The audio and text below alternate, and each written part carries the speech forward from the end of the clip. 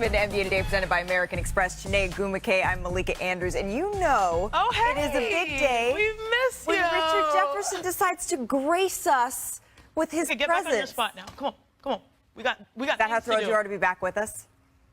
Can you Yes. Smile? Can you smile once, please? Zach Lowe's going to be the adult in the room. America. He's going to be stopping by. Let's get to Anthony Edwards and the Timberwolves. Let's go. Because they made a mile-high statement against Nikola Jokic and the defending champions last night in Denver. Remember, the Nuggets hosting the Wolves here in Minnesota, up 1-0 coming into the night. Edwards. Help defense comes still able to knock it down. This guy is unconscious. Afterwards, he's just like, yeah, shaking his head, letting everybody know. Keeps going, pours it on. Anthony Edwards. Two people again. Come on now. Remind you of anybody? When he hits a little shrug afterwards, Edwards had 27.7 assists, but he knows you cannot let up against the champs. And I always tell the team, like when we huddle up and Finchie say, we got to be ready to take their punch, I say, we're going to punch too. I mean, they're not the only one punching in the fight. Just like that. They're not the only one that's going to come out punching. I don't give a damn if we go up 3-0 for the game 4, we're going to come out punching too. So they got to be ready to take our punch, and we'll be ready to take their punch. So it's almost summertime. First performances this season in field goal percentage, assists, and paint points. So going into Denver, just a split, right, Sinead? That's impressive. Going up 2-0 on the defending champions, we need new superlatives for what the Minnesota Timberwolves are doing. This is the best defense in the NBA, and the D stands for dogs. They're led by Anthony Edwards from Georgia, and we know about them dogs. Those dogs are Diffie alone. They had 10 steals. They had a defensive double-double as a unit, but it really came down to one possession. Can I roll it while we all stay adults?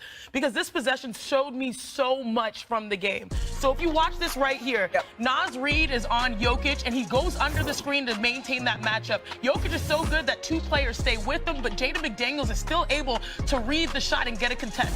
Here, I don't know how many times I saw Jokic look uncharacteristic. Two people blocking him. Then again, Nickeil Alexander-Walker strips Jamal Murray. They are relentless. They're swarming. They're dogs, but this is what I love the most. Starting off on this possession, Naz Reid was on Jokic, and he stayed on him. But time and score, he realized here, based off of the scouting report, to switch out with just a few seconds, not even that, 0 on the shot clock. That's how connected they are. They are the best defense in the NBA. For those who say the NBA is about scoring, they are rewriting the script. They're winning by peaking offensively, but more so holding things down defensively. This is the defending champs that they're doing this. They're doing this without the guy who's likely to win Defensive Player of the Year. Respect the defense. I know I was going to say something else, but I'm looking at you. Thank you. Go ahead, Rich. I was going to say respect the D, but whatever. We do. We do. We definitely 100% respect the defense. And so when I look at this team, I look at their frontline D. Their frontline D is impressive, right? What these guys are able to do is keep it together. What I'm talking about on the defensive end with this team, when you got front line, when you got back line, it is so impressive. And look, Naz Reid, even Karl-Anthony Towns, the way that he is defending is impressive. So yes, no Rudy Gobert, but their identity is the same. Their identity is that we have 3 dogs up front. We've talked about losing Drew Holiday and the Milwaukee Bucks. Right. We've talked about that. That's one player. They got 3 dogs up front. Yeah. They got 3 guys up front that defend at an elite level. They're all younger. They all have that energy. And then you have backline, Naz Reid. You have guys that come off the bench that accept the role. And they have accepted that defense is the key to their success. And when you know, we're not just trying to outscore you. We're going to score too. But the way that we lock in on the defensive end, that's what's different. I want to add Zach Lowe to the mix because obviously defense was the headline, but I know there's something else major going on in Minnesota that you've been feeling is overlooked, Zach. First of all, y'all get it together. Tighten up over there. Second of all, the Minnesota Timberwolves have been the best defense in the NBA all season long. The reality is, if you want to win a title, and this team looks like the favorites to win the title right now, you got to be good on both ends of the floor. Guess who's the number one offense in the playoffs so far? The Minnesota Timberwolves, who were mediocre 17th, 18th all season. And if they were still mediocre 17th, 18th, yeah, they still win game 2 in a blowout. Game 1 might be a different story. Your margin for error shrinks like this. Some of it is great jump shooting from Ant and Cat, but a lot of it is their decision making, their calm, their poise has been off the charts for a veteran team. This team is scoring like gangbusters. If they keep that up, they could actually win the whole damn thing. That's been the big change. Their defense has been there all year. Offense, awesome. The Wolves, they seem to be getting... It is, and that's when we talk about the Boston Celtics with their other team that are also tops in offense and defense. But on this West side, the way they lock in defensively, it gives juice to their offense. You can see they're communicating.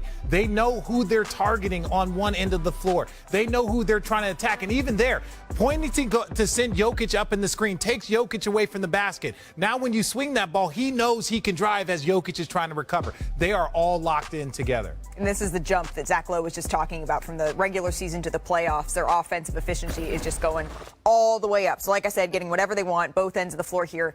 It clearly frustrated Jamal Murray, right? He struggled. He shot 3 for 18. And I want you to watch just a couple of clips here where I think his frustration proved that we've seen players find $100,000 for that. Add more to the fine. Right, throwing a towel, throwing the heat pad. That adds bench. more to the fine. Murray left the arena without speaking to reporters, but add more to the fine. Made his feelings very clear. Inexcusable and dangerous. And, you know, I'm sure it was just a mistake and an oversight. I'm sure there was nothing intentional by the officiating at all, but certainly was on the floor, but it was not in my field of vision. You feel embarrassed, you feel exposed. So what are you going to do about it? You know, that's my biggest thing. What are you going to do about it? Look yourself in the mirror, have the courage to look yourself in the mirror, say, I did not do my job tonight. And be better next game.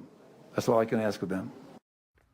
All right, so let's get into all that. Before we do, the refs did tell our Dave McMenamin that they didn't see the throwing of the heat pack or towel, but if they would, it would have been a technical foul. But now the conversation turns to what happens next. What are the repercussions going to be? And there is talk from some folks that a suspension should be levied here. Do you think that is the case, Shanae? I wouldn't be surprised if he were suspended. And I know that we take some of those things like in jest, oh, that's a quick money sign. Related to me was the heat pad. Okay.